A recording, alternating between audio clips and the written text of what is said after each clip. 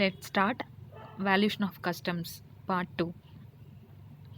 Transaction value of similar or identical goods. ఈ కాన్సెప్ట్లో ఏమవుతుందంటే, ఫర్ సపోజ్ ఒక ఫారెన్ నుంచి యూకే నుంచి కొన్ని గూడ్స్ ఇండియాకి వచ్చినాయి అనుకుందాం. అయితే ఈ గూడ్స్ ఏంటంటే out of charity to help the పూర్కి లేదా పవర్టీ లైన్లో ఉన్న వాళ్ళకి హెల్ప్ చేయడానికి ఫారెన్ నుంచి కొంతమంది కొన్ని గూడ్స్ పంపించారు అనుకుందాం.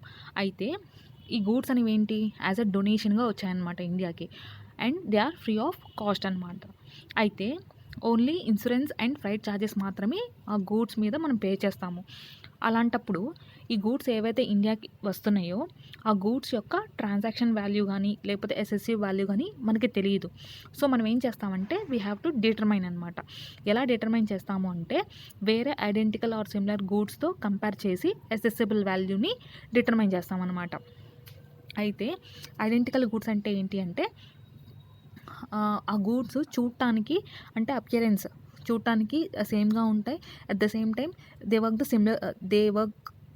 ద సిమిలర్ థింగ్స్ అనమాట. తర్వాత in case of similar goods ఏంటంటే యాజ్ అన్ అపియరెన్స్ వైజ్ కొంచెం డిఫరెంట్గా ఉంటాయి. కాకపోతే ఏంటంటే దే సర్వ్ ద సేమ్ పర్పస్ని సర్వ్ చేస్తాయి అనమాట. ఐడెంటికల్ గూడ్స్ ఏమో చూడటానికి సేమ్గా ఉంటాయి, at the same time same performance చేస్తాయి అనమాట. తర్వాత సిమిలర్ గూడ్స్ వచ్చేసరికి ఏమో చూడటానికి సేమ్గా ఉండవు, కాకపోతే they serve the same purpose. So వాటి యొక్క ట్రాన్సాక్షన్ వాల్యూతో కంపేర్ చేస్తామన్నమాట. ఎందుకు కంపేర్ చేస్తాము అంటే, ఈ ఐడెంటికల్ ఆర్ సిమిలర్ గూడ్స్ అనేవి దే ఆర్ ఇండిపెండెంట్ కాబట్టి వాటిని బెంచ్ మార్క్గా పెట్టుకొని వాటి యొక్క ట్రాన్సాక్షన్ వాల్యూతో కంపేర్ చేసి అసెసిబుల్ వాల్యూని డిటర్మైన్ చేస్తామన్నమాట. సో హియర్ ఏమవుతుంది, only insurance and flight charges are paid, no amount has been paid or payable towards the cost of the goods. So no transaction value for the subject goods.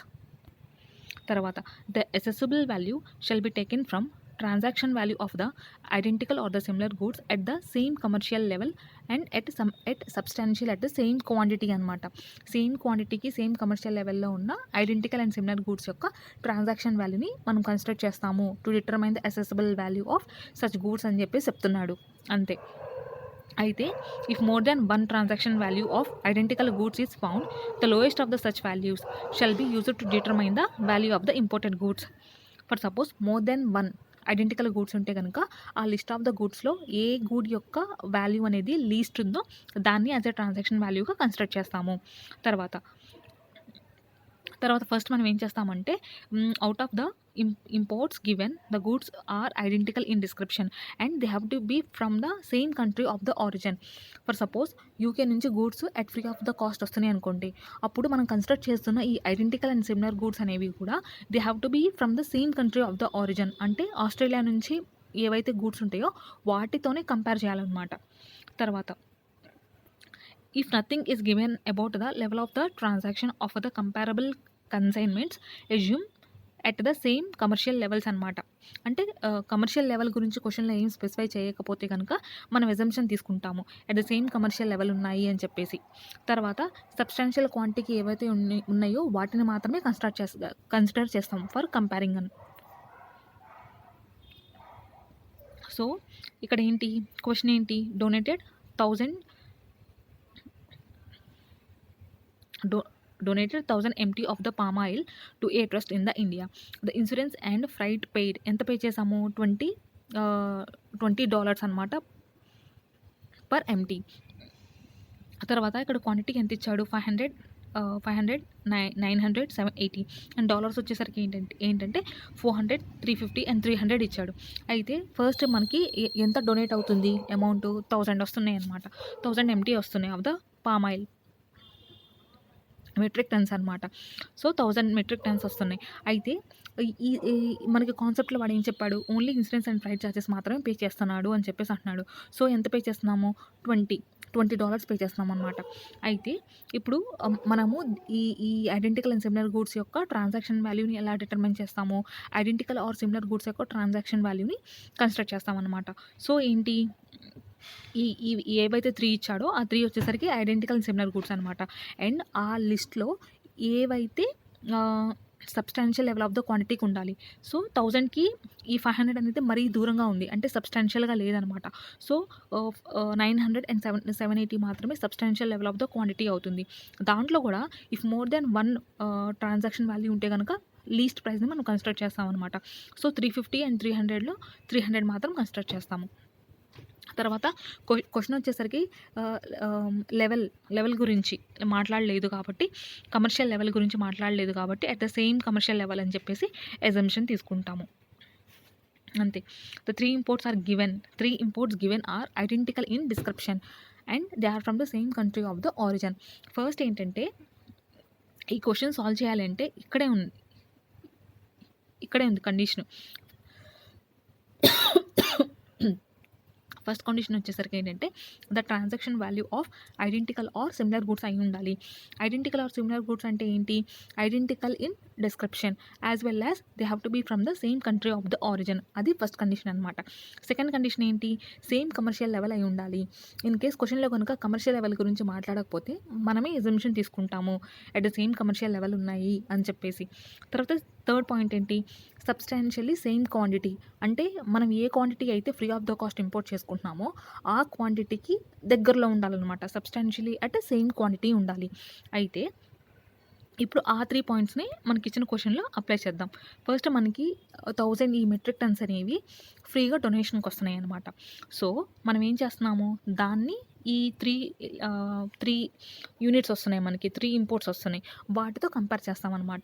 ఈ 3 imports ఏంటి? Identical in description and they are from the same country of the origin. So first condition satisfy అయిపోయింది. తర్వాత second condition ఏంటి? Commercial level గురించి మాట్లాడాలి. అయితే క్వశ్చన్లో ఏం చెప్పలేదు కాబట్టి కమర్షియల్ లెవెల్లో they are at the same commercial level అని చెప్పేసి మనం ఎజంప్షన్ తీసుకుంటాము. సో సెకండ్ పాయింట్ అయిపోయింది. తర్వాత థర్డ్ పాయింట్ ఏంటి? సబ్స్టాన్షియల్లీ అట్ సేమ్ క్వాంటిటీ ఉండాలి. సో 1000 ఉన్నాయి, 1000 డొనేట్ అవుతున్నాయి. సో 1000కి ఈ 500 అనేవి కొంచెం దూరంలో ఉంది, అంటే అంత కంపారబుల్గా లేదనమాట. సో అది మినహాయించి 900 అండ్ 780 అనేవి ఏంటంటే ఇట్ సబ్స్టాన్షియల్లీ సేమ్ క్వాంటిటీ ఉన్నాయి కాబట్టి ఆ రెండు ఇంపోర్ట్స్ని మనం సెలెక్ట్ చేస్తాము. అయితే మోర్ దెన్ 1 ట్రాన్సాక్షన్ వాల్యూ ఉన్నప్పుడు వాడు ఏం చెప్తాడంటే కాన్సెప్ట్లో ఏదైతే లోయెస్ట్ ప్రైస్ ఉందో ఆ లోయెస్ట్ ప్రైస్ని కన్సిడర్ చేస్తామన్నమాట. అంటే 300 రూపీస్ని కన్సిడర్ చేస్తాము. So CIF value is equals to 1000 metric tons వస్తున్నాయి ఇంటూ $300 వేసుకుంటే $3,00,000 వస్తుంది. అలాగే $1 ఈజ్ ఈక్వల్స్ టు 65 రూపీస్ అన్నాడు. సో సిఐఎఫ్ వాల్యూ ఇన్ రూపీస్లో కన్వర్ట్ చేసాము. ఈ సిఐఎఫ్ వాల్యూవే అసెసిబుల్ వాల్యూ అవుతుంది. దీని మీద బేసిక్ కస్టమ్స్ డ్యూటీ వేస్తాము. బేసిక్ కస్టమ్స్ డ్యూటీ మీద సోషల్ వెల్ఫేర్ సెస్ అనేది వేస్తామన్నమాట at the rate of 10%. చెప్పినా చెప్పకపోయినా క్వశ్చన్లో డిఫాల్ట్గా సోషల్ వెల్ఫేర్ సెస్ అనేది బేసిక్ కస్టమ్స్ డ్యూటీ మీద వేస్తాము, అంతే. Total customs duty payable equal to 42,90,000. ఇంకో క్వశ్చన్ చూద్దాము. First imported 800 metric turns free distributions to the below poverty లైన్లో ఉన్న పీపుల్కి డొనేషన్ వచ్చిందనమాట. 800 మెట్రిక్ టన్స్ వచ్చినాయి. అయితే మనం దాని మీద ఏం పే చేస్తున్నాం? ఓన్లీ ఇన్సూరెన్స్ అండ్ ఫ్రైట్ మాత్రమే పే చేస్తున్నాము to the extent of $10 per metric tons అనమాట. అయితే మనకి ఎన్ని ఇంపోర్ట్స్ అవుతున్నాయి? 6 ఇంపోర్ట్స్ అవుతున్నాయి. 20, 100, 500, 900, 400 అండ్ 780. అయితే అండ్ డిఫరెంట్ రేట్స్ కూడా ఇచ్చాడు మనకి. తర్వాత $1 కాస్ట్ 70 రూపీస్ అన్నాడు. బేసిక్ కస్టమ్స్ డ్యూటీ ఇచ్చాడు. టోటల్ కస్టమ్స్ డ్యూటీ పేయబుల్ ఎంతో క్యాలిక్యులేట్ చేయమన్నాడు మనల్ని. సో ఈ ప్రాబ్లమ్ని మనం సాల్వ్ చేయాలంటే మనకు 3 కండిషన్స్ కావాలి. ఏంటి? Sorry, the transactions value of identical or similar goods కావాలి. సో ఏంటి? Identical in description and they have to be from the same country of the origin. So same country of the origin నుంచి వస్తున్నాయి కాబట్టి and they are identical in description కాబట్టి first condition satisfy అయింది. Second condition ఏంటి? At same commercial level ఉండాలి. క్వశ్చన్లో commercial level గురించి ఏం మాట్లాడలేదు కాబట్టి మనమే ఎజంప్షన్ తీసుకుంటాము they are at the same commercial level అని చెప్పేసి. తర్వాత థర్డ్ పాయింట్ ఏంటి? సబ్స్టాన్షియల్గా సేమ్ క్వాంటిటీలో ఉండాలి. సో మనకి 800 మెట్రిక్ టన్స్ వస్తున్నాయి. 20 అనేది అసలు దరిదాపుల్లోనే లేదు. సో నో అనమాట. 100 కూడా లేదనమాట. సో ఇవి రెండు పక్కన పెట్టేసి 500, 900, 400, 780 మాత్రమే, ఈ 4 మాత్రమే ఎలిజిబుల్ అవుతాయి అనమాట ఫర్ సబ్స్టాన్షియల్ లెవెల్ ఆఫ్ క్వాంటిటీకి. అయితే more than more than 1 transaction value ఉంటే గనక మనం ఏం చేస్తాము, ఏదైతే లోయర్ ఉందో అది కన్స్ట్రక్ట్ చేస్తామనమాట. So, out of 200, 175, 180 and 160, 160 is lowest of all కాబట్టి మనం దాన్ని యాజ్ ఏ ట్రాన్సాక్షన్ వాల్యూగా కన్స్ట్రక్ట్ చేస్తామనమాట. So, 800 metric tons into $160. So, $1,28,000 వస్తాయి. ఆ డాలర్స్ని in terms of rupees convert చేస్తాము. అదే అసెసిబుల్ వాల్యూ అవుతుంది. దాని మీద బేసిక్ కస్టమ్స్ డ్యూటీ, ఆ బేసిక్ కస్టమ్స్ డ్యూటీ మీద సోషల్ వెల్ఫేర్ సెస్ వేస్తామన్నమాట. So total customs duty payable calculate చేసేస్తాము. అంతే. ఆ 3 పాయింట్స్ గుర్తుపెట్టేసుకుంటే ఈ identical and similar goods problems ఈజీగా సాల్వ్ చేయొచ్చు. తర్వాత డిడక్టివ్ అండ్ కంప్యూటెడ్ వాల్యూ. ఇక్కడ ఏంటంటే రూల్ 6 ఏం చెప్తుందంటే వాల్యూ, ఈ ట్రాన్సాక్షన్ వాల్యూని as per rule and as rule 3 నుంచి రూల్ 5 అంటే రూల్ 3, 4, 5 ప్రకారము డిటర్మైన్ చేయలేకపోతే కనుక రూల్ 7 అండ్ రూల్ 8 ప్రకారము ట్రాన్సాక్షన్ వాల్యూని డిటర్మైన్ చేయండి అని చెప్తుంది. అయితే ఈ రూల్ 7ని అండ్ రూల్ 8ని సీక్వెన్షియల్గా అప్లై చేయాలి. సీక్వెన్షియల్గా అంటే ఏంటి, ఫస్ట్ రూల్ 7 అప్లై చేస్తాం. ఇన్ కేసు డిటర్మైన్ చేయలేకపోతే అప్పుడే రూల్ 8కి షిఫ్ట్ అవ్వాలి. ఒకవేళ ఈ ఆర్డర్ని మనము రివర్స్ చేయాలి అనుకుంటే అప్రూవల్ ఆఫ్ ప్రాపర్ ఆఫీసర్ కావాలి. అంటే ఏంటి, ఫస్ట్ 7 కాకుండా రూల్ 8 అప్లై చేయాలి అనుకుంటే కనుక ప్రాపర్ ఆఫీసర్ యొక్క అప్రూవల్ కావాలి. అది రూల్ 6 చెప్తుంది. అయితే రూల్ 7 ప్రకారము ఎలా క్యాలిక్యులేట్ చేస్తాము అంటే డిటెక్టివ్ వాల్యూ మెథడ్ అనమాట. ఈ డిటెక్టివ్ వాల్యూ మెథడ్లో ఏమవుతుందంటే రివర్స్ క్యాలిక్యులేషన్ చేసి ట్రాన్సాక్షన్ వాల్యూని డిటర్మైన్ చేస్తాము. రివర్స్ క్యాలిక్యులేషన్ ఎలా చేస్తాము అంటే ఫస్ట్ ఏమవుతుందంటే పోర్ట్ ఆఫ్ ద ఇంపోర్ట్కి వస్తుంది గూడ్స్. పోర్ట్ ఆఫ్ ద ఇంపోర్ట్కి ఎలా వస్తుంది, నేను ఇంట్రోలో చెప్పాను, గుర్తుందా మీకు? ఫస్ట్ ఎక్స్పోర్టరు ఫారెన్లో యూకే అనే కంట్రీ అనుకోండి ఫర్ సపోజ్. ఎక్స్పోర్టరు తన ఫ్యాక్టరీలో గూడ్స్ని మ్యానుఫ్యాక్చర్ చేసి దాని మీద కొంత ప్రాఫిట్ యాడ్ చేసుకుంటే దాన్ని ఎక్స్ ప్రాఫిట్ ప్రైస్ అంటారు. సో ఆ ఫ్యాక్టరీ నుంచి కొన్ని freight and local taxes pay చేసి పోర్ట్ ఆఫ్ ఎక్స్పోర్ట్కి తీసుకొస్తాడు. పోర్ట్ ఆఫ్ ఎక్స్పోర్ట్కి తీసుకొచ్చిన తర్వాత అక్కడ వాటిని అన్లోడ్ చేసి మళ్ళీ ఏం చేస్తాడు, షిప్లోకి లోడ్ చేస్తాడు. ఆ షిప్ కానీ లేకపోతే ఎయిర్ క్రాఫ్ట్ కానీ ఆ పోర్ట్ ఆఫ్ ద ఎక్స్పోర్ట్ నుంచి పోర్ట్ ఆఫ్ ద ఇంపోర్ట్కి అంటే ఇండియాకి బయలుదేరుతుంది అనమాట. అప్పుడు బయలుదేరేటప్పుడు మధ్యలో ఇన్సూరెన్స్ అండ్ ఫ్రైట్ ఛార్జెస్ కూడా పే చేస్తాడు వాడు. అప్పుడు ఏమవుతుంది, ఇండియాకి రీచ్ అవుతుంది అనమాట ప్రొడక్ట్ అనేది ఫైనల్గా. సో పోర్ట్ ఆఫ్ ద ఇంపోర్ట్కి అలా రీచ్ అవుతుంది ప్రొడక్ట్ అనేది.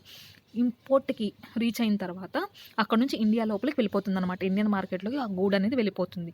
అయితే ఆ గూడ్ ఇండియాలోకి ఎంటర్ అవ్వాలంటే వీడు ఏం చేస్తాడంటే కొంత కస్టమ్స్ డ్యూటీ పే చేస్తాడు. అలాగే కొన్ని ట్రాన్స్పోర్ట్, కొన్ని లోడింగ్ అండ్ అన్లోడింగ్ ఛార్జెస్ కూడా పే చేస్తాడనమాట.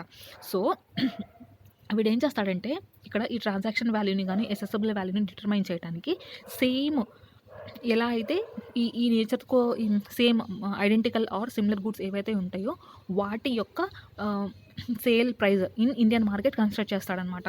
కన్స్ట్రక్ట్ చేసి ఈ కస్టమ్స్ డ్యూటీ కానీ ట్రాన్సాక్షన్స్ కానీ సెల్లింగ్ ప్రైస్ కానీ ఏదైతే ప్రాఫిట్స్ ఉన్నాయో అవన్నీ లెస్ చేసుకుంటూ వస్తాడనమాట. లెస్ చేసుకుంటూ వస్తే మనం ఎక్కడికి వస్తాము, పోర్ట్ ఆఫ్ ద ఇంపోర్ట్కి వస్తామన్నమాట. అలా రివర్స్ క్యాలిక్యులేషన్ చేసుకుంటూ వచ్చి పోర్ట్ ఆఫ్ ద ఇంపోర్ట్కి చేరేటప్పటికి అంటే పోర్ట్లో ఉన్నప్పుడు ఎంత వాల్యూ ఉంటుందో ఆ అసెసిబుల్ వాల్యూని డిటర్మైన్ చేస్తాడనమాట. అలా రివర్స్ క్యాలిక్యులేషన్ చేసుకొని. అర్థమైందా? ఇండియన్ మార్కెట్లో నుంచి ఫస్ట్ ఏంటి ఇలా వెళ్తుంది కదా, వీడు ఏం చేస్తాడంటే ఇండియన్ మార్కెట్లో నుంచి పోర్ట్ ఆఫ్ ద ఇంపోర్ట్కి వచ్చినప్పుడు ఇక్కడ వాల్యూ ఎంత ఉందో డిటర్మైన్ చేస్తాడు రివర్స్ క్యాలిక్యులేట్ చేసుకుంటూ వచ్చి. ఇటు నుంచి ఇటు వెళ్ళినప్పుడు యాడ్ చేసుకుంటాం కదా, సో ఇటు నుంచి ఇటు వచ్చినప్పుడు అన్నీ లెస్ చేసుకుంటే ఈ పోర్ట్ ఆఫ్ ద ఇంపోర్టేషన్కి ఉన్నప్పుడు ఎంత వాల్యూ ఉంటుందో వస్తుంది. సో వీడేం చేస్తున్నాడు, the price at which the identical or the similar goods sold in the greatest aggregate quantity to the unrelated buyers or around the same time అనమాట. అంటే ఇండియన్ మార్కెట్లో ఏదైతే సేల్ చేస్తున్నాడో సిమిలర్ ఆర్ ఐడెంటికల్ గూడ్స్ని ఆ ప్రైస్ని కన్స్ట్రక్ట్ చేస్తున్నాడు. So ఆ ప్రైస్ నుంచి ఏం లెస్ చేస్తున్నాడు, commission, selling fee, general expenses, profit made, తర్వాత transportation, insurance or associated cost in India, customs duty, GST etcetera ఇది మొత్తం లెస్ చేస్తే అసెసిబుల్ వాల్యూ వస్తుందన్నమాట.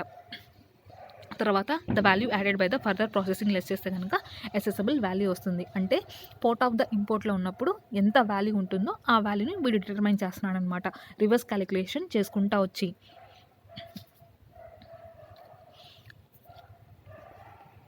తర్వాత for availing the unit price the transactions with in the 19 days after the importation can be taken అనమాట. అంటే product import అయిన తర్వాత with in 90 daysలో ఏదైనా ట్రాన్సాక్షన్ జరిగితే కనుక ఆ ట్రాన్సాక్షన్ యొక్క ప్రైస్తో మాత్రమే కంపేర్ చేయాలన్నమాట. తర్వాత రూల్ 8 ప్రకారం ఏంటంటే కంప్యూటెడ్ వాల్యూ మెథడ్లో ఏమవుతుందంటే the assessable value under the rule 8 ఎలా క్యాలిక్యులేట్ చేస్తాడు? It is a sum of cost of material, fabrication, other processing, the amount of the profit plus general expenses, the value of all the expenses, freight plus insurances అనమాట, which form part of the export to the place of importation. అంటే ఏంటి, మనం గమనిస్తే exporter యొక్క factory నుంచి to the place of the importation వరకు ఏవైతే expenses ఉంటాయో వీటిని అన్నిటిని యాడ్ చేసుకుంటూ వస్తాడనమాట అసెసిబుల్ వాల్యూ డిటర్మైన్ చేయడానికి. క్వశ్చన్ చూద్దాం. Mister X furnishes the cost related data and requests the customs authorities to determine the value accordingly as per the rule 8 ప్రకారము డిటర్మైన్ చేయండి అని చెప్పేసి రిక్వెస్ట్ పెడుతున్నాడు. ఫస్ట్ ఏంటంటే యాజ్ పర్ రూల్ 7 వెళ్ళాలి, కానీ రూల్ 8కి వెళ్ళండి అని రిక్వెస్ట్ పెడుతున్నాడు కాబట్టి approval of the proper officer కావాలి. తర్వాత కాస్ట్ ఆఫ్ ద మెటీరియల్స్ ఇచ్చాడు 200, fabrication charges, other expenses, other indirect costs అంటే ఏంటి, ఫ్యాక్టరీలో ఒక ప్రొడక్ట్ని మ్యానుఫ్యాక్చర్ చేయడానికి ఏవేవి అవుతాయో అవన్నీ అనమాట.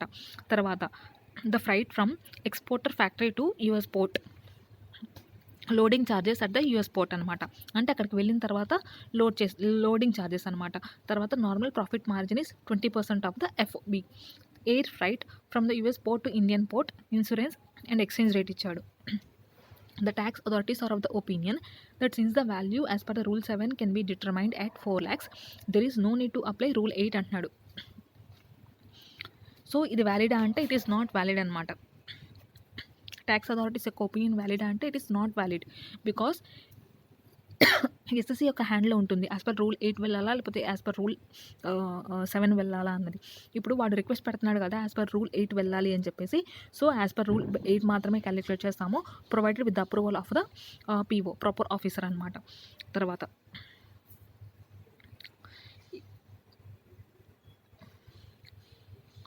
సో ఎలా క్యాలిక్యులేట్ చేస్తున్నాము, first cost of materials, fabrication charges and other expenses, తర్వాత ఇండైరెక్ట్ కాస్టెస్ ఇవన్నీ యాడ్ చేసుకుంటే మనకేమొస్తుంది, cost of the goods at the exporter's factory వస్తుందన్నమాట. తర్వాత ఈ కాస్ట్కి మనం ప్రాఫిట్ యాడ్ చేసుకుంటే కనుక మనకి ఎక్స్ ప్రాఫిట్ ప్రైస్ వస్తుంది. అయితే వీడు ప్రాఫిట్ ఏమంటాడంటే క్వశ్చన్లో normal profit margin is equals to 20% of the FOB అంటున్నాడు. అయితే ఎఫ్ఓబి అంటే ఏంటి, ఫ్రీ ఆన్ బోర్డ్ వాల్యూ అనమాట. అయితే ఎఫ్ఓబిని మనం ఎలా క్యాలిక్యులేట్ చేస్తాము, ఎఫ్ఓబి అంటే ఏంటి, ఎక్స్పోర్టర్స్ ఫ్యాక్టరీలో షిప్లో గూడ్స్ అన్నీ లోడ్ అయి ఉంటాయి, other than insurance and freight charges మినహాయించి అన్నీ ఇంక్లూడ్ అవుతాయి అనమాట. దాన్ని ఎఫ్ఓబి వాల్యూ అంటాం అనమాట. అయితే ఈ ఎఫ్ఓబి వాల్యూని ఎలా డిటర్మైన్ చేస్తాము, first cost of the goods at the factory, తర్వాత దాని మీద freight from the factory to the port, exporter factory నుంచి పోర్ట్కి రీచ్ అయ్యే ఛార్జెస్ అనమాట. తర్వాత అక్కడికి రీచ్ అయిన తర్వాత loading charges at the US port అనమాట. So total cost till the US port అంటే ఎక్స్పోర్టర్ ఫ్యాక్టరీలో ఇంకర్ అయ్యే టోటల్ కాస్టెస్ అనమాట. సో ఈ టోటల్ కాస్ట్ మీద మనం ఏం చేస్తున్నాము, ప్రాఫిట్ యాడ్ చేయాలన్నమాట. ఎఫ్ఓబి అంటే ఏంటంటే దాంట్లో ఆల్రెడీ ప్రాఫిట్ కూడా ఇంక్లూడ్ అయి ఉంటుంది మనం బేసిక్గా వస్తే. ఎందుకు, ఎక్స్ ఫ్యాక్టరీ ప్రైస్ అనే మనం కన్స్ట్రక్ట్ చేస్తాం కదా, ఆ ఎక్స్ ఫ్యాక్టరీ ప్రైస్లో already cost of the production plus profit add చేసుకుంటాము, దానికి లోడింగ్ అండ్ అన్లోడింగ్ ఛార్జెస్ ఇవన్నీ యాడ్ చేసుకుంటా వస్తే కనుక ఎఫ్ఓబి వస్తుందన్నమాట. సో ఇక్కడ ఏంటి, ఆ ఎఫ్ఓబిని మనం సెల్లింగ్ ప్రైస్గా కన్స్ట్రక్ట్ చేసుకుంటే కనుక అదేంటి 20% ఆఫ్ సెల్లింగ్ ప్రైస్ అనుకోండి. అప్పుడు కాస్ట్ మీద మనం ఎలా క్యాలిక్యులేట్ చేస్తాము, 25% ఆఫ్ ద టోటల్ కాస్ట్ అనమాట. So 25% of the total cost వేసుకుంటే కనుక ప్రాఫిట్ ఈజ్ $1000 వస్తుంది. సో ఎఫ్ఓబి ఈక్వల్స్ టు అంటే సెల్లింగ్ ప్రైస్ లాగా, FOB equals to cost plus profit. So total cost వచ్చేసరికి 4000 ప్లస్ 1000 ప్రాఫిట్ యాడ్ చేసుకుంటే కనుక 5000 వస్తుంది ఎఫ్ఓబి. సో ఇక్కడ మనం ప్రాఫిట్ ఏం చేస్తాము, 1000 యాడ్ చేస్తామన్నమాట. యాడ్ చేసిన తర్వాత వాడు క్వశ్చన్లో ఏం చెప్తాడు, ఎయిర్ ఫ్రైట్ అంటున్నాడు. ఎయిర్ ఫ్రైట్ అన్నప్పుడు మనకు ఒక రెస్ట్రిక్షన్ ఉంటుంది. ఏంటి ఆ రెస్ట్రిక్షన్స్, యాక్చువల్ ఎక్స్పెండిచరు లేదా 20% ఆఫ్ ఎఫ్ఓబి అనమాట. యాక్చువల్గా ఎంత వచ్చింది, $1500. తర్వాత ఎఫ్ఓబి మీద 20% వేసుకుంటే కనుక 1000, విచ్ ఎవర్ ఇస్ లోయర్ ప్రకారము $1000 వస్తుంది. తర్వాత ఇన్సూరెన్స్ వాడే ఇచ్చేసాడు క్వశ్చన్లో. ఎంత ఇచ్చాడు? 50. So assessable value is equals to $5,700 అనమాట. ఆ డాలర్స్ని in terms of rupees convert చేసుకుంటే కనుక assessable value in terms of rupees వస్తుంది.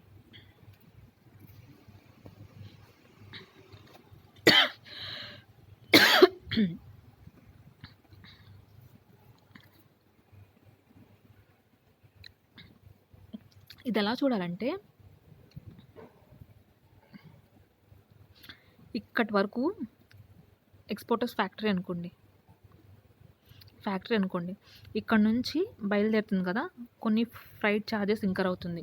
ఫ్రైట్ ఛార్జెస్ ఇంకర్ అయిన తర్వాత పోర్ట్కి రీచ్ అవుతుంది. పోర్ట్కి రీచ్ అయిన తర్వాత పోర్ట్ నుంచి బయటకు వచ్చిన తర్వాత ఎక్కడికి వస్తుంది? పోర్ట్ ఆఫ్ ఇంపోర్ట్కి రీచ్ అవుతుంది. అయితే ఇక్కడ నుంచి అంటే ఎక్స్పోర్టర్ ఫ్యాక్టరీ నుంచి బయటకు వచ్చిన దగ్గర నుంచి ఈ to the place of importation ఈ మొత్తం ఎక్స్పెన్సెస్ ఏవైతే ఉన్నాయో they are restricted to 20% of the FOB అనమాట. అంతే, 20% ఆఫ్ ద ఎఫ్ఓబి అంటే transport, loading and unloading charges, తర్వాత హ్యాండ్లింగ్ ఛార్జెస్ ఏవైనా కూడా 20% ఆఫ్ ద ఎఫ్ఓబికి రెస్ట్రిక్ట్ చేస్తాం. ఎంత ఉన్నా కూడా 20% ఆఫ్ ఎఫ్ఓబికి రెస్ట్రిక్ట్ అవుతాయి. ఇక్కడ వరకు ఉన్న కాస్టెస్ మాత్రమే కన్స్ట్రక్ట్ చేస్తాం అనమాట ఈ ఫ్యాక్టరీలో ఉన్న కాస్టెస్ కాకుండా ఈ ఫ్యాక్టరీ నుంచి బయటకు వచ్చిన కాస్టెస్ అన్నీ, ఎక్స్పోర్టర్ ఫ్యాక్టరీ నుంచి బయటకు వచ్చిన కాస్టెస్ దగ్గర నుంచి to the port of importation వరకు రీచ్ అయ్యేవి 20% ఆఫ్ ద ఎఫ్ఓబికి రెస్ట్రిక్ట్ అవుతాయి. అయితే ఈ ఫ్యాక్టరీలో మ్యానుఫ్యాక్చరింగ్ అవుతుంది కదా, మ్యానుఫ్యాక్చరింగ్ అయినప్పుడు different types of materials use చేస్తాడు. Fabrication, processing, direct and indirect costs అన్నీ కలుపుకొని కాస్ట్ ఆఫ్ ద ప్రొడక్షన్ అవుతుంది. అది సో అందుకని చెప్పేసి ఫస్ట్ ఏంటి, కాస్ట్ ఆఫ్ ద ప్రొడక్షన్ ఎంత? 3650 అవుతుంది. తర్వాత దాని మీద ప్రాఫిట్ యాడ్ చేసుకుంటాం అనమాట. అయితే ఈ ఎఫ్ఓబి వచ్చేసరికి ఏంటంటే ఎయిర్ ఫ్రైట్ కాబట్టి ఫ్యాక్టరీ నుంచి బయటకు వచ్చిన తర్వాత దగ్గర నుంచి to the place of importation వరకు మొత్తం 20% ఆఫ్ ద ఎఫ్ఓబికి రెస్ట్రిక్ట్ అవుతుందన్నమాట. సో అందుకని చెప్పేసి ఇక్కడ 20% ఆఫ్ ద ఎఫ్ఓబికి ఎయిర్ ఫ్రైట్ రెస్ట్రిక్ట్ చేస్తాము. తర్వాత ఇన్సూరెన్స్ యాడ్ చేసుకుంటాము. ఇక్కడ చూడండి, ఇంపోర్టెడ్ బై ద ఎయిర్ అంటే మనం లిమిట్ గుర్తు పెట్టేసుకోవాలి. ఏంటి ఆ limit? Actual or 20% of the FOB whichever is lower. The price of Z at the exporter's factory ఎంత? $8,500. తర్వాత freight from the factory to the port, exporter factory నుంచి port వరకు అనమాట, $250. తర్వాత loading and handling charges at the పోర్ట్కి reach అయిన తర్వాత, exporters పోర్ట్కి reach అయిన తర్వాత $250 అవుతుంది. తర్వాత the freight from the exporter's port to the importer's port అనమాట. అంటే ఎఫ్ఓబి తర్వాత ఇంకర్ అవుతున్న ఛార్జెస్ ఇది ఎంత? $4,500. ఇన్సూరెన్స్ వచ్చేసరికి 2,000. నేను మళ్ళీ ఇవి రిపీట్ చేయను. ఏంటి? బిల్స్ ఆఫ్ ఎక్స్చేంజ్ అంటే రేట్ ఆఫ్ ద డ్యూటీ ఎలా క్యాలిక్యులేట్ చేస్తామంటే, bill of exchange are the arrival of the air craft which ever is later calculate చేస్తాం అనమాట. తర్వాత ఎక్స్చేంజ్ రేట్కి వచ్చేసరికి సిబిఐసి ఏదైతే రేట్ నోటిఫై చేస్తుందో on the date of bill of exchange ఆ రేట్ని మనం కన్సిడర్ చేస్తాము. ప్రతి ప్రాబ్లంలో ఇదైతే రిపీట్ చేయను నేను. తర్వాత ఇక్కడ వీడేమన్నాడు? ఎయిర్ ఫ్రైట్ అన్నాడు. ఎయిర్ ఫ్రైట్ అని అనగానే నేనేం చెప్పాను? ఎక్స్పోర్టర్ ఫ్యాక్టరీ నుంచి ప్రొడక్ట్ ఎప్పుడైతే బయటకు వస్తుందో అక్కడ నుంచి పోర్ట్ ఆఫ్ ద ఇంపోర్టేషన్ వరకు రీచ్ అయ్యే ప్రతి ఎక్స్పెన్స్ వచ్చేసరికి 20% ఆఫ్ ద ఎఫ్ఓబికి రెస్ట్రిక్ట్ అవుతుంది. అంటే అవన్నీ డిసపియర్ అయిపోతాయి. మనం ఫ్రైట్ ఏదైతే 20% ఆఫ్ ద ఎఫ్ఓబి క్యాలిక్యులేట్ చేసినప్పుడు ఎంత అమౌంట్ అయితే వస్తుందో అదే ఫైనల్ అమౌంట్ అవుతుందన్నమాట. ఇప్పుడు ఫ్యాక్టరీలో మ్యానుఫ్యాక్చర్ చేసినప్పుడు ఆ ప్రొడక్ట్ యొక్క కాస్ట్ వాడు ఎంత అన్నాడు? $8,500 అన్నాడు. తర్వాత ఫ్రైట్ ఫ్యాక్టరీ నుంచి బయటకు వచ్చేసింది, ఇప్పుడు 250 అయింది. తర్వాత పోర్ట్కి రీచ్ అయ్యేసరికి ఇంకా అడిషనల్గా లోడింగ్ ఛార్జెస్ 250 ఇంకర్ అయ్యాడు. తర్వాత మళ్ళీ సముద్రం మధ్యలో ఉన్నప్పుడు freight and insurance charges incur అయ్యాడు అనమాట. అయితే ఇప్పుడు ఆ ఫ్రైట్ని మనం ఎలా క్యాలిక్యులేట్ చేస్తామో చూడండి ఒకసారి.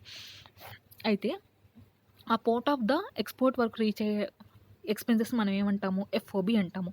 ఎఫ్ఓబి అంటే ఏమేమి వస్తాయి? 8,500 ప్లస్ 250 ఏమో freight charges from the factory of the exporters to the port of export plus loading charges అనమాట. ఇవి మొత్తం యాడ్ చేసేసుకుంటే కనుక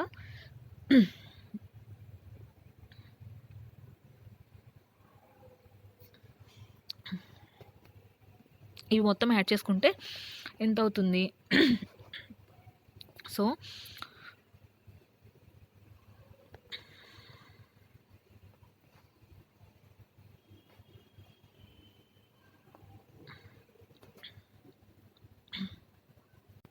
ఇక్కడ చూడండి, ఎఫ్ఓబి వాల్యూ ఎలా క్యాలిక్యులేట్ చేస్తాము?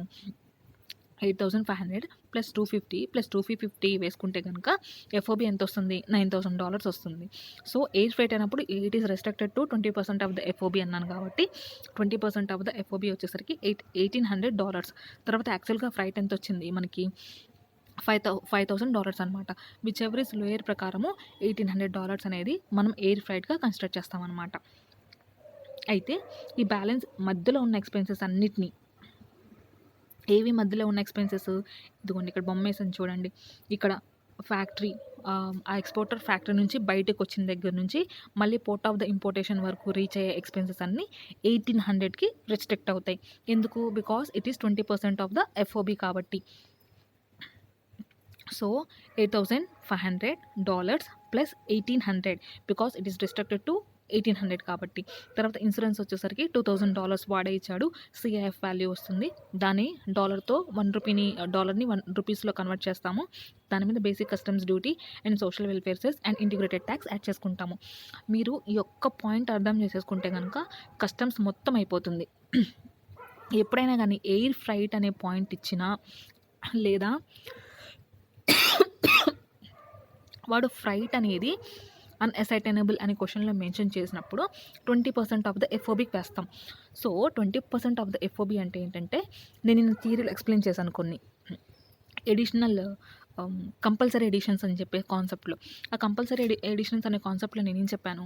Cost of transport, loading, unloading and handling charges to the place of importation is 20% of the FOB అవుతుంది అని చెప్పేసి.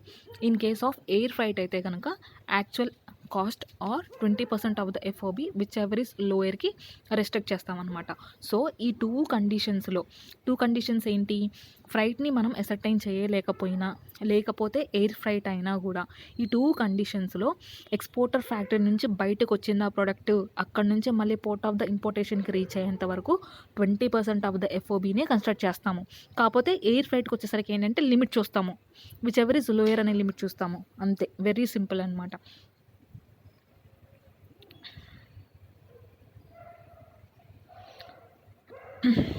ఇదిగోండి ఇక్కడ బొమ్మ వేసాను చూడండి.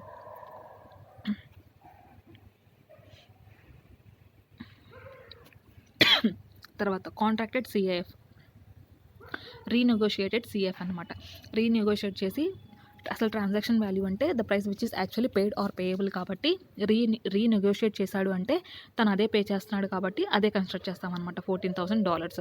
తర్వాత actual freight paid, insurance cost, inspection ఇచ్చాడు, ఇన్స్పెక్షన్ ఛార్జెస్ వచ్చేసరికి on his own account inspector incur అయ్యాడు and not as a condition of the sale అనమాట. సో మనం కన్స్ట్రక్ట్ చేయము, ఎందుకంటే any payments which are made only as a condition of the sale మాత్రమే construct చేస్తామన్నమాట.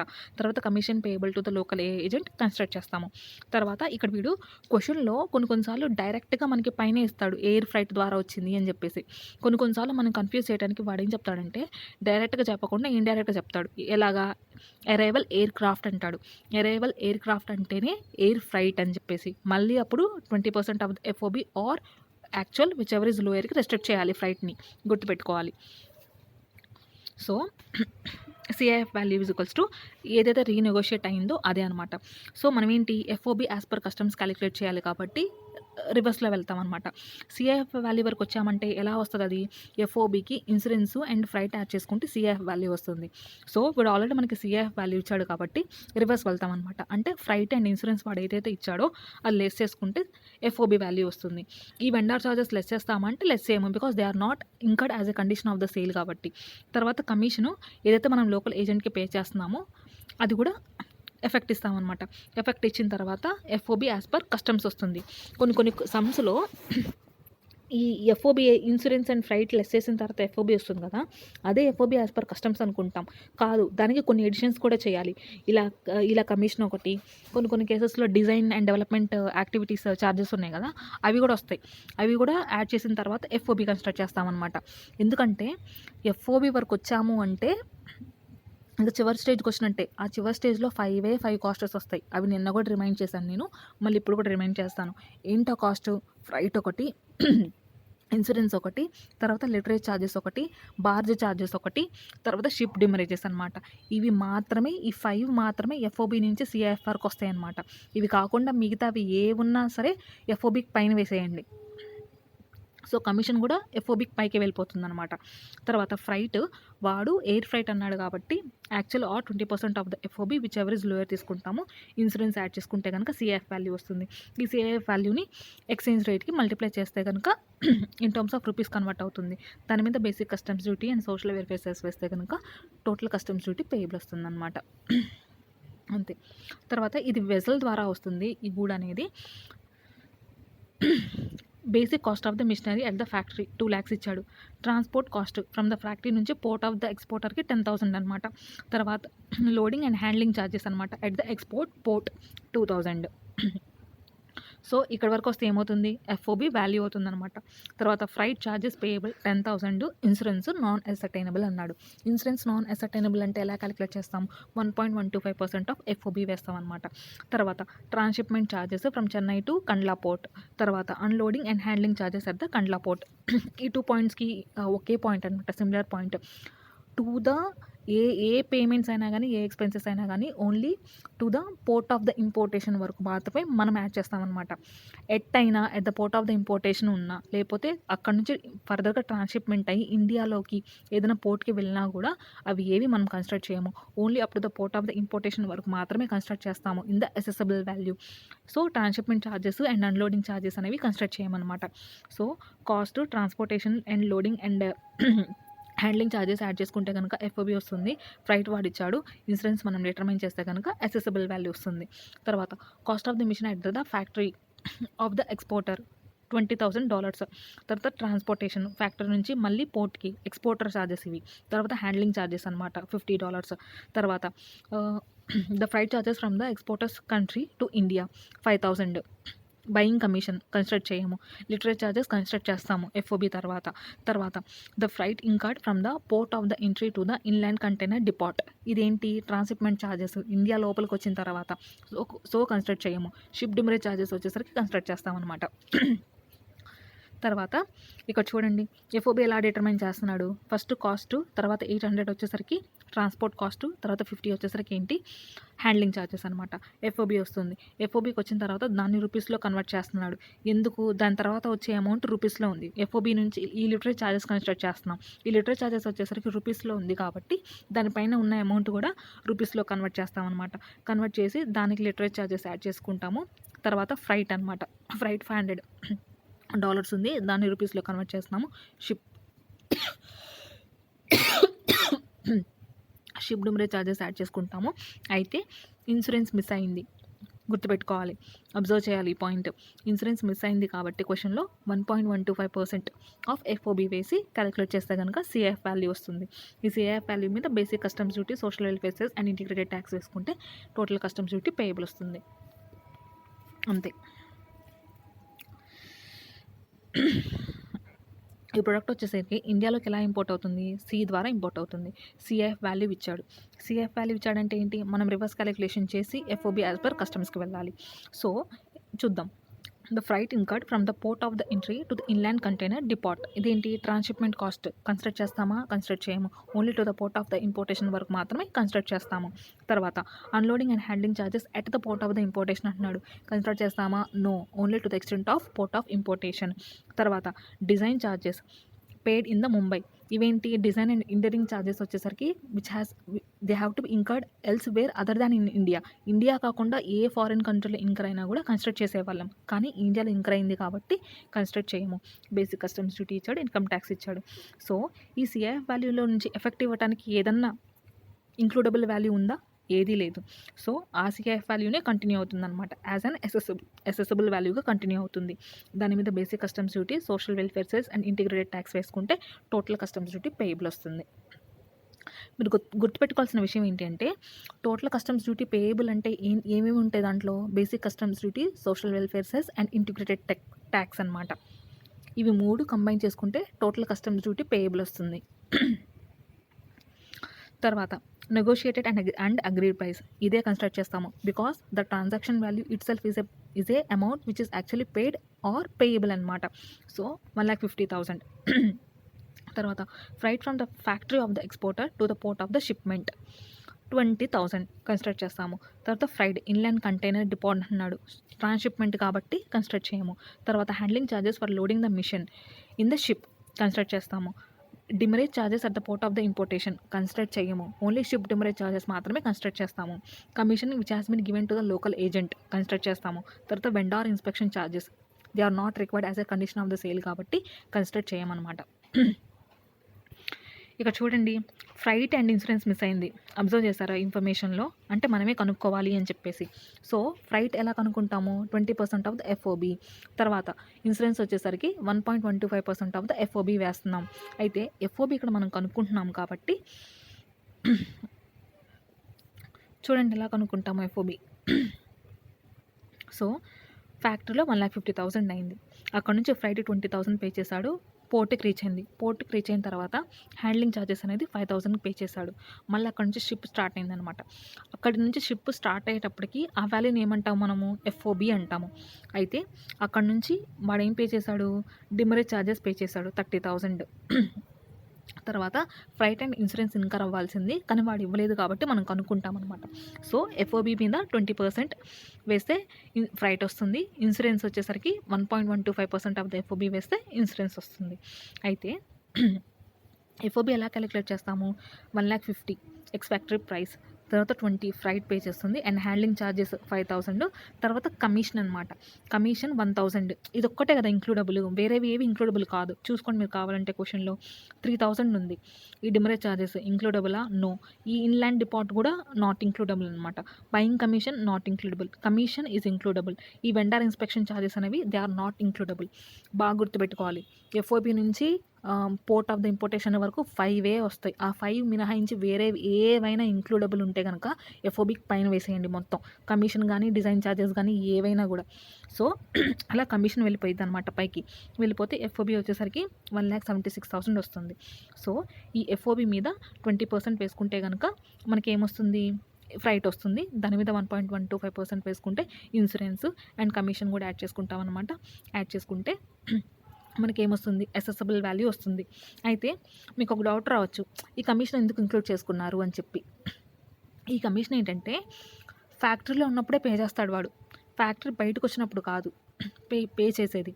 మనం ఏంటి, ఈ ఎఫ్ఓబి అనే ఈ అమౌంట్ ప్రొడక్ట్ ఎక్స్పోర్టర్ ఫ్యాక్టరీ బయటకు వచ్చిన దగ్గర నుంచి మళ్ళీ పోర్ట్ ఆఫ్ ద ఇంపోర్టేషన్ వరకు రీచ్ అయ్యేవి అన్నీ ఇన్విజిబుల్ అయిపోతాయి.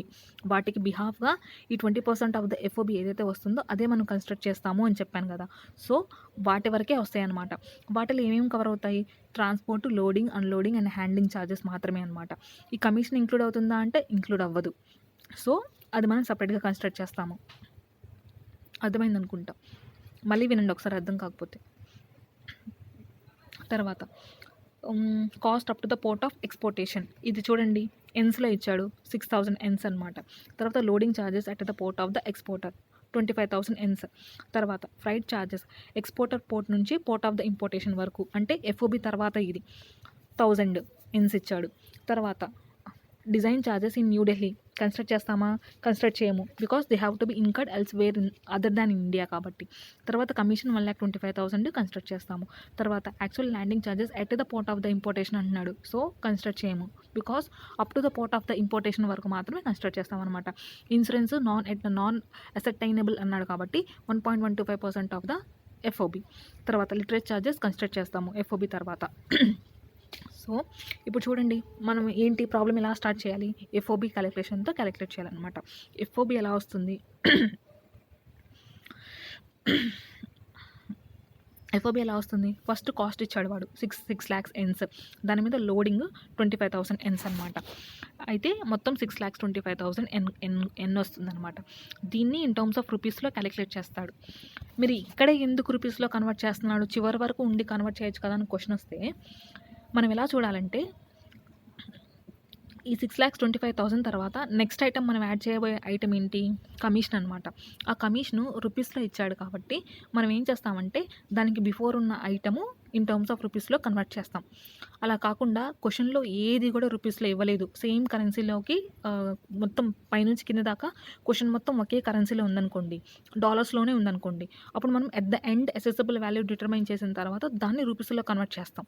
అలా కాకుండా క్వశ్చన్ మధ్యలో డిఫరెంట్ కరెన్సీ ఇచ్చాడు అంటే ఏంటి, ఇక్కడ కొంత హాఫ్ ఆఫ్ ద క్వశ్చన్ ఏమో ఎన్ ఇచ్చి తర్వాత నుంచి రూపీస్లో కన్వర్ట్ చేస్తే కనుక దానిపైన వరకు ఆ మనం రూపీస్లో కన్వర్ట్ చేస్తామన్నమాట. అలా ఇప్పుడు కమిషన్ 1,25,000 ఇచ్చాడు కాబట్టి దానిపైన ఉన్న 6,25,000 వచ్చేసరికి రూపీస్లో కన్వర్ట్ చేస్తాము. కన్వర్ట్ చేసిన తర్వాత ఈ కమిషన్ యాడ్ చేసేసుకుంటే ఎఫ్ఓబి వాల్యూ వస్తుందన్నమాట. సో ఫ్రైట్ వచ్చేసరికి ఈ ఎఫ్ఓబికి ఇప్పుడు freight, insurance and literature charges add చేసుకుంటాం. అయితే ఈ ఫ్రైట్ చూడండి 1,00,000 ఎన్ గుర్తుపెట్టుకోవాలి, పైన ఉంది, ఇక్కడ ఉంది 1,00,000 ఎన్స్లో ఉంది. సో ఎన్స్లో ఉంది కాబట్టి మళ్ళీ రూపీస్లో కన్వర్ట్ చేస్తాం దాన్ని కూడా. తర్వాత లిటరేచర్ ఛార్జెస్ రూపీస్లో ఉన్నాయి. తర్వాత ఇన్సూరెన్స్ వచ్చేసరికి 1.25% ఆఫ్ ద ఎఫ్ఓబి అనమాట. అది సిఎఫ్ వాల్యూ వస్తుంది, దాన్ని మళ్ళీ రౌండెడ్ ఆఫ్ చేసుకుంటాము. ఇంకొకటి రౌండ్ ఆఫ్ పరంగా ఏంటి అంటే ఆన్సర్ మొత్తం రౌండ్ ఆఫ్ చేసుకుంటూ రాకూడదు. చివర ఏ అసెసబుల్ వాల్యూ డిటర్మైన్ చేస్తాం కదా, అక్కడికి వచ్చిన తర్వాత రౌండ్ ఆఫ్ చేయాలన్నమాట. తర్వాత basic customs duty, social welfare cess and integrated taxes ఉంటుంది కదా, అది ప్రతి స్టేజ్లో రౌండ్ ఆఫ్ చేసుకొని వేయాలన్నమాట. Basic customs duty for suppose డెసిమల్స్లో వస్తే కనుక దాన్ని రౌండ్ ఆఫ్ చేసి వేసుకోండి. అలాగే సోషల్ వెల్ఫేర్ సెస్ డెసిమల్స్లో వస్తే రౌండ్ ఆఫ్ చేయండి వెంటనే. ఇంటిగ్రేటెడ్ ట్యాక్స్ కూడా రౌండ్ ఆఫ్ చేయండి. అలాగే అసెసబుల్ వాల్యూ లాస్ట్ స్టేజ్ ఏదైతే ఉంటుందో, లాస్ట్ స్టెప్ ఏదైతే ఉంటుందో అది మాత్రమే రౌండ్ ఆఫ్ చేయండి. దానికి పైన అన్ని స్టెప్స్ రౌండ్ ఆఫ్ చేయొద్దు, డెసిమల్స్ అలాగే తీసుకుంటారండి. సో ఈ ప్రాబ్లము అర్థమైందా మీకు?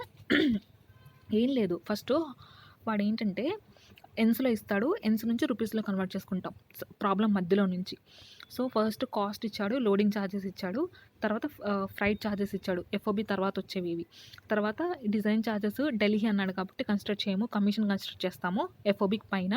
తర్వాత ఇది at port of the importation అన్నాడు కాబట్టి కన్సిడర్ చేయము. ఇన్సూరెన్స్ ఎప్పుడు వస్తుంది, ఎఫ్ఓబి కింద వస్తుంది. లిటరేచర్ ఛార్జెస్ కూడా ఎఫ్ఓబి కింద వస్తుంది, అంతే. ప్రజెంటేషన్ ఒకసారి చెక్ చేసుకోండి సరిపోతుంది. ఇన్సూరెన్స్ ఇవ్వలేదు కాబట్టి అడిషనల్గా కనుక్కుంటాం, అంతే ఆ ప్రాబ్లం. తర్వాత cost of the machine at the exporter's factory, ఇక్కడ పౌండ్స్ ఇచ్చాడు, 20,000 పౌండ్స్ ఇచ్చాడు. ట్రాన్స్పోర్ట్ కాస్ట్ ఫ్యాక్టరీ నుంచి port of the exporter 600 pounds అనమాట. తర్వాత handling charges at the exporter's port, ఇవి కూడా ఇంక్లూడ్ చేసుకుంటాం 500. And licence fee as a condition of the sale అనమాట 900. సో ఇంతవరకు మీరు యాడ్ చేసుకుంటే ఏమొస్తుంది, ఎఫ్ఓబి వస్తుంది. ఎంత, 22,000 పౌండ్స్ అనమాట. సో తర్వాత ఇంకేమున్నాయి, యాక్చువల్ ఫ్రైట్ ఛార్జెస్ అనేవి నాట్ అసర్టైనబుల్ అన్నాడు. సో మనం అసర్టైన్ చేయాలి, ఎంత, 20% ఆఫ్ ద ఎఫ్ఓబి అనమాట. ఇన్సూరెన్స్ 200 ఇచ్చాడు. తర్వాత handling charges at the place of the importation కాబట్టి కన్సిడర్ చేయము, only up to the place of importation వరకు మాత్రమే కన్సిడర్ చేస్తామన్నమాట. అయితే ఇక్కడ ఏంటి, ఫ్రైట్ లేదు. నేనేం చెప్పాను, 20% ఆఫ్ ద ఎఫ్ఓబికి రెస్ట్రిక్ట్ చేస్తున్నాము అని అంటే ఎక్స్పోర్టర్స్ ఫ్యాక్టరీ బయటకు వచ్చిన దగ్గర నుంచి మళ్ళీ పోర్ట్ ఆఫ్ ద ఇంపోర్టేషన్ వరకు రీచ్ అయ్యే మధ్యలో ఉండే ఎక్స్పెన్సెస్ అన్నీ 20% ఆఫ్ ద ఎఫ్ఓబికి రెస్ట్రిక్ట్ అవుతాయి. వాటిలో ఏముంటున్నాయి, transport, loading, unloading and handling charges ఉంటాయి అన్నమాట. వాటిని 20% ఆఫ్ ద ఎఫ్ఓబికి రెస్ట్రిక్ట్ చేస్తామన్నమాట. సో ఫస్ట్ ఎఫ్ఓబి డిటర్మైన్ చేసాము, ఎంత వచ్చింది, 22 పౌండ్స్ వచ్చింది. 22 పౌండ్స్ వచ్చిన తర్వాత దాని మీద 20% ఆఫ్ ద ఎఫ్ఓబి వేస్తే 4,400 వస్తుంది. అండ్ అలా ఇన్సూరెన్స్ 2,000 వచ్చింది, 200 పౌండ్స్ వచ్చింది అనమాట. ఈ మధ్యలో 900 ఎక్కడి నుంచి వచ్చింది, licence fee as a condition of the sale. నేను చెప్పాను కదా, only transport, loading, unloading and handling charges మాత్రమే 20% ఆఫ్ ద ఎఫ్ఓబికి రెస్ట్రిక్ట్ అవుతాయి. కమిషన్ కానీ లేకపోతే ఈ లైసెన్స్ ఫీ కానీ ఈ డిజైన్ ఛార్జెస్ ఏవైతే ఉంటాయో అవి ఫ్యాక్టరీలో ఉన్నప్పుడే ఇన్కర్ అవుతాయి. సో ఫ్యాక్టరీలో ఉన్నప్పుడే ఇన్కర్ అవుతాడు కాబట్టి వాటిని కూడా కన్సిడర్ చేస్తామన్నమాట ఈ అసెసబుల్ వాల్యూ డిటర్మైన్ చేసేటప్పుడు, అంతే. తర్వాత cost is equals to $15,000. Canalising ఏజెంట్కి కమిషన్ పే చేస్తున్నాడు 25,000. ఇన్ ఇండియా అయినా కూడా కన్సిడర్ చేస్తాము. తర్వాత ఎయిర్ ఫ్రైట్, మళ్ళీ మనకి లిమిట్ ఇచ్చాడు, 20% of the FOB or actual whichever is lower. Insurance charges ఇచ్చాడు అనమాట. సో మనం ఏం చేస్తున్నాము, ఈ కాస్ట్ ఇచ్చాడు కదా, ఈ కాస్ట్కి నెక్స్ట్ ఏం యాడ్ చేస్తున్నాము, క్యానలైజింగ్ ఏజెంట్కి పే చేస్తున్న కమిషన్ ఉంది. అది ఏంటి, ఇన్ టర్మ్స్ ఆఫ్ రూపీస్లో ఉంది. సో దానిపైన ఉన్న కాస్ట్ని కూడా ఇన్ టర్మ్స్ ఆఫ్ రూపీస్లోకి కన్వర్ట్ చేసుకుంటాము. ఎంత వస్తుంది, 11,25,000. దానికి క్యానలైజింగ్ ఏజెంట్కి పే చేస్తున్న కమిషన్ 25,000 యాడ్ చేస్తే ఎఫ్ఓబి వస్తుంది. దానికి ఇప్పుడు మనం ఫ్రైట్ యాడ్ చేయాలి. ఫ్రైట్ ఏంటి, limit 20% of the FOB or actual whichever is lower. అలా 1,12,500 వస్తుంది. దానిపైన ఇన్సూరెన్స్ యాడ్ చేసుకుంటే కనుక సిఐఎఫ్ వాల్యూ వస్తుంది.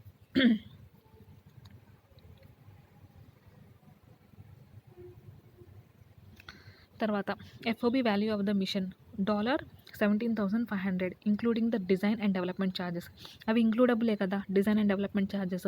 సో సపరేట్ అడ్జస్ట్మెంట్ అయితే ఏం లేదు. తర్వాత actual freight paid, air freight ఇది మళ్ళీ మనకి రెస్ట్రిక్షన్ వచ్చింది, $4,000. ఇన్సూరెన్స్ వచ్చేసరికి $1,500 అనమాట. Commission paid to the local agent ఎంత, $2,100. ఇన్ రూపీస్ అయితే కనుక 1,57,500. అలాగే $1 = 75 రూపీస్ అన్నాడు. ఇప్పుడు మనం ఏం చేయాలంటే ఎఫ్ఓబి వాల్యూ ఇచ్చాడు కదా, ఎఫ్ఓబి వాల్యూ ఎంత, 17,500. వాడికి కమిషన్ యాడ్ చేసుకుంటే కనుక ఎఫ్ఓబి యాజ్ పర్ కస్టమ్స్ వస్తుంది అనమాట. ఎఫ్ఓబి యాజ్ పర్ కస్టమ్స్ వచ్చింది. దీని మీద 20% of the FOB or actual వేసుకుంటే కనుక whichever is lower consider చేస్తే కనుక ఎయిర్ ఫ్రైట్ లిమిట్ వస్తుంది. తర్వాత ఇన్సూరెన్స్ యాడ్ చేసుకుంటే కనుక అసెసబుల్ వాల్యూ ఇన్ రూపీస్ వస్తుంది. సేమ్ అదే బొమ్మ గుర్తుపెట్టుకోండి మీరు. ఎక్స్పోర్టర్ ఫ్యాక్టరీ నుంచి బయటకు వచ్చిన దగ్గర నుంచి ప్లేస్ ఆఫ్ ద ఇంపోర్టేషన్ వరకు ఇంకర్ అయ్యే మధ్యలో ఉన్న కాస్ట్స్ అన్నీ 20% ఆఫ్ ద ఎఫ్ఓబికి రిస్ట్రిక్ట్ అవుతాయి. ఫ్యాక్టరీలో ఎక్స్పోర్టర్ ఫ్యాక్టరీలో ఉన్న కాస్ట్ సేమ్ అలాగే కన్స్ట్రక్ట్ చేస్తాము, వాటిని ఏం చేంజెస్ చెయ్యము అని చెప్పి. తర్వాత ప్రైస్ ఆఫ్ ద మిషన్ $10,000 ఉంది. తర్వాత ఎయిర్ ఫ్రైట్ అన్నాడు, మళ్ళీ మనకి రెస్ట్రిక్షన్ వచ్చింది. తర్వాత design and development charges, commission payable to the local agent, insurance not ascertainable అన్నాడు. మనం ఎలా క్యాలిక్యులేట్ చేస్తాము, 1.125% ఆఫ్ ఎఫ్ఓబి వేస్తామన్నమాట. అయితే ఇప్పుడు చూడండి, ఇక్కడ ఎఫ్ఓబి ఇచ్చాడా, ఎఫ్ఓబి ఇవ్వలేదు, మనం కనుక్కోవాలి. ఎలా కనుక్కుంటాము, ఫస్ట్ కాస్ట్ 10,000, దాని మీద డిజైన్ అండ్ డెవలప్మెంట్ యాడ్ చేసుకుంటాము. తర్వాత కమిషన్ మనం ఏదైతే లోకల్ ఏజెంట్కి పే చేస్తున్నామో అది 14,000 యాడ్ చేస్తామన్నమాట. అయితే ఈ 14,000 రూపీస్లో ఉంది కాబట్టి దాని పైన వరకు వచ్చే అమౌంట్స్ అన్నిటిని కూడా రూపీస్లో కన్వర్ట్ చేసుకుంటాము. సో 7,35,000 ప్లస్ 14,000 వేసుకుంటే కనుక ఎఫ్ఓబి వస్తుంది. తర్వాత ఎయిర్ ఫ్రైట్ రెస్ట్రిక్షన్ వేసుకుంటాము. తర్వాత ఇన్సూరెన్స్ ఇవ్వలేదు కాబట్టి 1.125% ఆఫ్ ఎఫ్ఓబి వేస్తే కనుక సిఐఎఫ్ వాల్యూ వస్తుంది, అంతే. తర్వాత ఎక్స్పోర్ట్ డ్యూటీ. ఈ ఎక్స్పోర్ట్ డ్యూటీ అనే దాంట్లో ఏంటంటే ఓన్లీ బేసిక్ కస్టమ్స్ డ్యూటీ మాత్రమే వస్తుంది. ఈ సోషల్ వెల్ఫేర్ సెస్ కానీ ఇంటిగ్రేటెడ్ ట్యాక్సెస్ కానీ ఏవి రావు. ఓన్లీ ఇంపోర్ట్ చేసుకున్నప్పుడు మాత్రమే వస్తాయి, కానీ ఎక్స్పోర్ట్ చేసినప్పుడు అయితే రావు, గుర్తుపెట్టుకోవాలి. తర్వాత ఈ ఎక్స్పోర్ట్ డ్యూటీ క్యాలిక్యులేట్ చేసేటప్పుడు ఏదైతే ఎఫ్ఓబి వాల్యూ ఇస్తాడో దాన్నే మనం ట్రాన్సాక్షన్ వాల్యూ లేదా assessable value of the export గూడ్స్గా కన్సిడర్ చేస్తామన్నమాట. ఇక్కడ చూడండి, ఎఫ్ఓబి ప్రైస్ ఈక్వల్స్ టు $1,00,000 అన్నాడు. తర్వాత షిప్పింగ్ బిల్ ఇచ్చాడు, లెట్ ఎక్స్పోర్ట్ ఆర్డర్ కూడా ఇచ్చాడు అనమాట. అయితే రేట్ ఆఫ్ ద డ్యూటీ ఎప్పుడు క్యాలిక్యులేట్ చేస్తాడంటే లెట్ ఎక్స్పోర్ట్ ఆర్డర్ ఎప్పుడైతే పాస్ చేస్తాడో, అంటే ఓకే ఈ కస్టమ్స్ ఆఫీసర్ ఎవడైతే ఉంటాడో వాడు ఇస్తాడనమాట ఈ లెట్ ఎక్స్పోర్ట్ ఆర్డర్. అంటే ఏంటి, ఓకే ఇండియా నుంచి గూడ్స్ ఎక్స్పోర్ట్ చేయడానికి పర్మిషన్ ఇస్తున్నాను అని చెప్పేసి ఇస్తాడనమాట ఆర్డర్. అదే మనం రేట్ ఆఫ్ డ్యూటీగా కన్సిడర్ చేస్తామన్నమాట. తర్వాత ఎక్స్చేంజ్ రేట్ వచ్చేసరికి shipping bill or bill of export filed, ఈ రెండింటిలో ఏదున్నా కూడా అది కన్సిడర్ చేస్తాం అనమాట. సో షిప్పింగ్ బిల్ ఇచ్చాడు వాడు, ఆ డేట్న ఉన్న ఎక్స్చేంజ్ యాజ్ పర్ సిబిఐసి ఎంత వస్తుంది, 65 రూపీస్ వస్తుంది, అదే మనం కన్సిడర్ చేస్తాము. తర్వాత ఎక్స్పోర్ట్ డ్యూటీ ఏంటి, లెట్ ఎక్స్పోర్ట్ ఆర్డర్ ఎప్పుడు పాస్ చేశాడు వాడు, 19th పాస్ చేశాడు. సో 10% వచ్చేసరికి ఎక్స్పోర్ట్ డ్యూటీగా కన్సిడర్ చేస్తాము. అసెసబుల్ వాల్యూ ఈక్వల్స్ టు $1,00,000, దాన్ని 65 రూపీస్కి కన్సిడర్ చేస్తాము. ఇంటూ 10% వేసుకుంటే కనుక 6,50,000 వస్తుంది, అంతే. చెప్పాను కదా, టిప్స్ వచ్చేసరికి రౌండ్ ఆఫ్ చేయాలి అంటే మొత్తం ప్రాబ్లమ్ మొత్తం అలాగే సాల్వ్ చేసుకుంటూ వచ్చి చివరి అసెసిబుల్ వాల్యూ వస్తుంది కదా, దాన్ని రౌండ్ ఆఫ్ చేయండి. తర్వాత basic customs duty round off చేయండి. Social welfare cess and integrated tax కూడా రౌండ్ ఆఫ్ చేయండి అనమాట. తర్వాత ఎక్స్చేంజ్ రేట్ ఇన్ రూపీస్ ఎప్పుడు కన్వర్ట్ చేస్తాము అంటే, ప్రాబ్లంలో డాలర్ ఒక్కటే అంటే సేమ్ కరెన్సీ కనుక, మొత్తం ఇచ్చిన అమౌంట్స్ అన్నీ సేమ్ కరెన్సీలో ఉంటే కనుక ఎట్ ద ఎండ్ రూపీస్లో కన్వర్ట్ చేయండి. లేదా మిడిల్ ఆఫ్ ద ప్రాబ్లంలో ఇన్ కేస్ డిఫరెంట్ కరెన్సీ ఇచ్చాడు అంటే వాడు, దానిపైన వచ్చే అమౌంట్ని in terms of rupees convert చేయండి, అంతే. తర్వాత ఆ 20% ఆఫ్ ద ఎఫ్ఓబి ఏదైతే ఉందో ఆ డయాగ్రామ్ ఒక్కటి మైండ్లో గుర్తుపెట్టేసుకుంటే అసలు కస్టమ్స్ వాల్యూస్ని ఒక్క ప్రాబ్లం కూడా తప్పపోదు. తర్వాత ఇంకొక పార్ట్ ఉంది కస్టమ్స్లో, రిపేర్స్ గురించి ఒక పార్ట్ ఉందన్నమాట. అది చెప్పాలంటే వేరే టాపిక్ కవర్ చేసి చెప్పాలి. అది నేను నెక్స్ట్ పార్ట్లో అప్లోడ్ చేస్తాను. జస్ట్ 5 ప్రాబ్లమ్స్ ఉన్నాయి అంతే. Just in a span of ఒక హాఫ్ అన్ అవర్ కంప్లీట్ చేస్తాను థర్డ్ పార్ట్ వచ్చేసరికి. Thank you all.